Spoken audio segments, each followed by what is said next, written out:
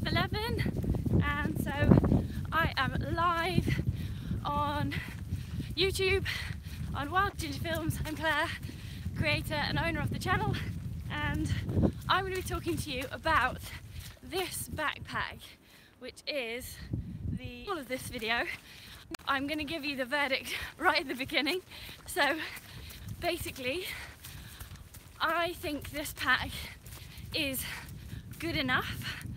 It does the job, and the job is to carry your kit, your water and your food along on a run with you. However, I think, in my opinion, there are packs that do this even better. So let's go through the features, starting with the things that I like the most, and then going to a few things which I think could be improved, or just might be my opinion at the end of the day. It's very subjective backpack choice, but based on 7 years of testing them for Trail Running magazine when I was the editor, I think that well, this is what I think basically. So let's start off from the front here. So we've got a couple of pockets. There's a banana sticking out of that one, and there's some cereal bar thing sticking out of that one. Here I've got my usual packet of nuts and raisins, and there's another pocket just here, but the bars sort of, yeah, there you go. And as you can see, they're sort of quite hard to access, these pockets. So like, I'm 9 miles in now, I'm starting to get a little bit weary, and you just get to the point where you just can't be bothered to get it out, and you're like, oh, I'll get the other one. So you're just basically then carrying food for no reason. So yeah, the pockets are a little bit hard to get into. Maybe it'd be easier if you just had gels in there. Maybe it'd be easier if you just had those long sports nutrition cereal bars in there. But my usual nuts and raisins, usually I just put them in the pocket, like directly, the nuts and raisins. So to have to put them in a bag and then open the bag is it's a bit different to what I'm used to doing. You couldn't put your hand all the way down and get whatever's right in the bottom there, because I can't fit my hand in. So those are the pockets.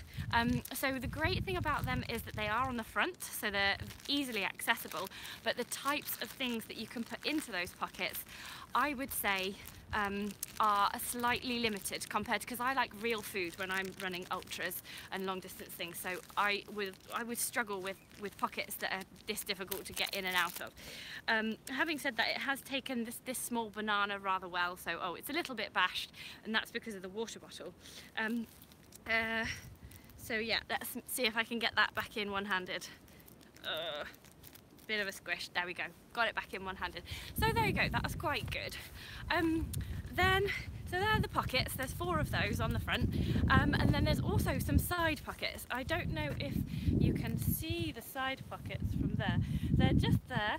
You can see that I've got my gloves in there, and then on the other side there got some walking poles in there, some running poles, and the great thing about these side pockets is they've got this bungee which you can pull from the side here, just here, so you can tighten that on the move. And also the bottom of the pocket is reinforced, so you can stick your trekking poles in there, and you know they've got that carbide tip, they won't go through, so basically that's really, really good. The only downside again to those pockets, which are brilliant, is that it's really quite hard to get at them on the move. So I could get these out, no problem at all, but I couldn't put them back away again without having to take off the pack. The same goes for this side pocket here. It's just a little bit high. I'm finding it a little bit high anyway. Some people might wear their pack differently, so that might be a bit different for you guys. Oh gosh, there's a train. There's always a train at this time. There we go.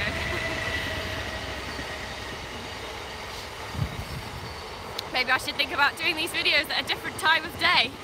It's gone now. Yeah, so it's live.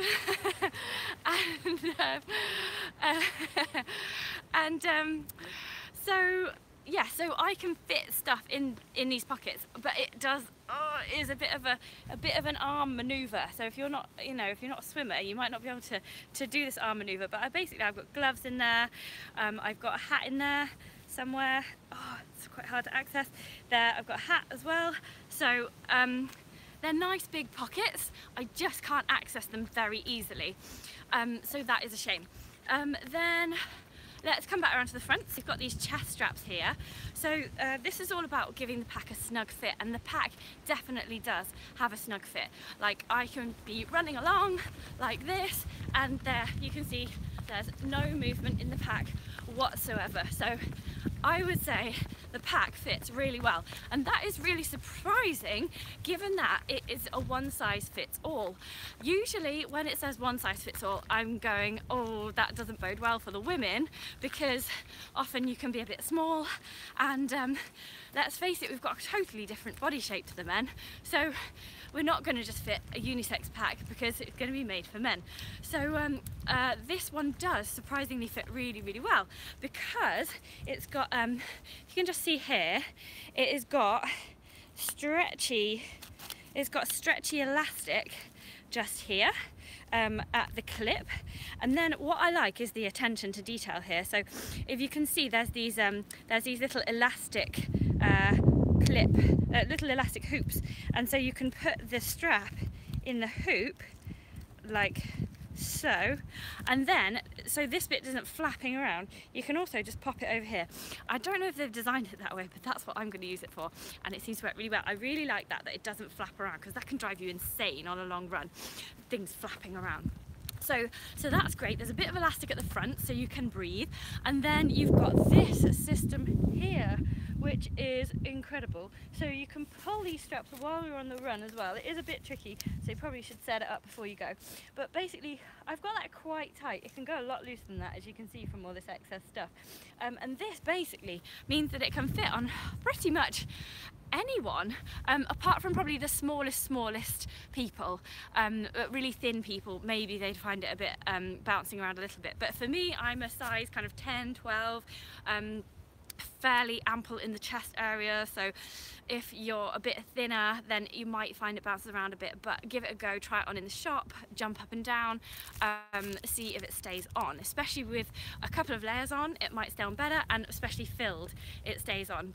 And coming to the filling of the pack, so I've filled this pack. I've put a few things in the pack because, as you know, I am training for the Cape Wrath Ultra, so I've filled this pack with some of the things that I might be taking on the run with me. So the pack is 10 litres, the compartment size is 10 litres, and it opens with a vertical double zip, so you can open it from the top or the bottom. It's got a double zip.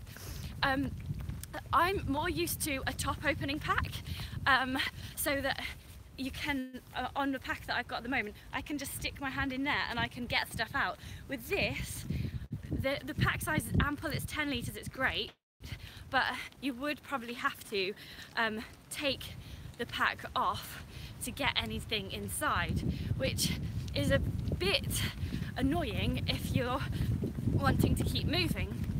So I can't access any of the stuff back there, which would be fine if I could access the pockets at the front easily, but I just find that those are a bit tricky as well. So that's the compartment, the back compartment. Then that brings me on to the water. So the pack comes with two 500 milliliter bottles, so which is great. It's great for it to come with water bottles. So how you access those is they're in the side here, in a side pocket, and there's a string here, which elastic here, which keeps them attached. So you just take that off and they slide out easily. So they've also got a bit of grip on them, just there. You see that in the light? It's grippy, so that is great. You can hold them with gloves, they don't slide out of your hand. So it's really easy to take the bottle out and drink on the move, just like I'm doing here. Really easy. There you go. What is slightly harder is then putting it back. So I've been trying on the rest of my run to put it back with one hand. So, oh my goodness, I just nailed it. Okay, I'm putting it back with one hand. I've just put it back with one hand, which is great. I've not done that before, so that is a live first for a first run. And then it's quite easy, quite straightforward to just get this little bit of elastic. You just have to do some fishing around here, and then you put it back on, because otherwise the bottle could risk falling out. Bottle position is interesting because prior to this I've run with a pack which has the bottles here and here. So it's interesting to have the bottles here and here. Now I thought when I first got this pack, I thought my elbows would be rubbing against the bottles as I ran. As it happens, that is not the case. My arms do not bash into the bottle. So from that point of view, that's a good design. It's a good place for them to be, especially if you're a woman with a waist, because they doubly go in to the waist just there, and it feels nice and warm actually. It's a bit of an extra layer. So then just the one thing with the bottles, I have noticed that they I wouldn't say dig in, but I can feel them. I can feel it there, I can feel it there, and I just don't know how I'm going to feel about that after multi-days, after like a 40-mile day and then a 30-mile day. I just don't know whether that is going to be good or not. So more testing required. What else is there? The materials, they look really good. They look really robust. I've just dropped a snack on the floor.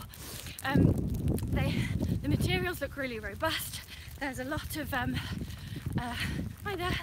There's they feel like the build quality is good, and they feel like they're gonna last for a long time.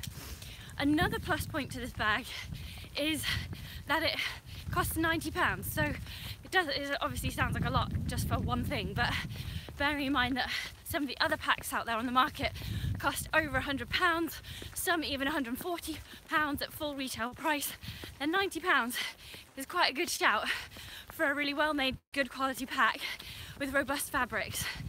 So that's good. It also weighs 365 grams, so it's not too shabby on the weight stakes. Consider it can carry 10 litres of kit. That's good. It's robust. It's basically a good pack. It's definitely good enough for doing something like the Cape Wrath Ultra. It's only because I've tried so many other packs that I know that it's not quite the top pack out there. I'm really sorry, Inov8. I'm not meaning to this to sound horrible, but I just know that for me there's a better designed pack out there. So I hope you'll join me next time on my first run with the next pack that's going to come. I think it's going to be a salmon pack, so keep watching the YouTube channel, keep watching my blog, which is www.wildgingerfilms.co.uk for more reviews. I've also got a Sunto Spartan watch coming, and hopefully all of the other backpacks as well. So I'm hoping to get my hands on the new Ultimate Direction Adventure Vesta, which is going to be new out in February, and I also would love to get my hands on a Montane Jaws 10. Those are the other packs that I'm going to be testing. So I'm going to be running home every Wednesday at about 11:30 to bring you more reviews. So keep watching, and I shall see you on the trails.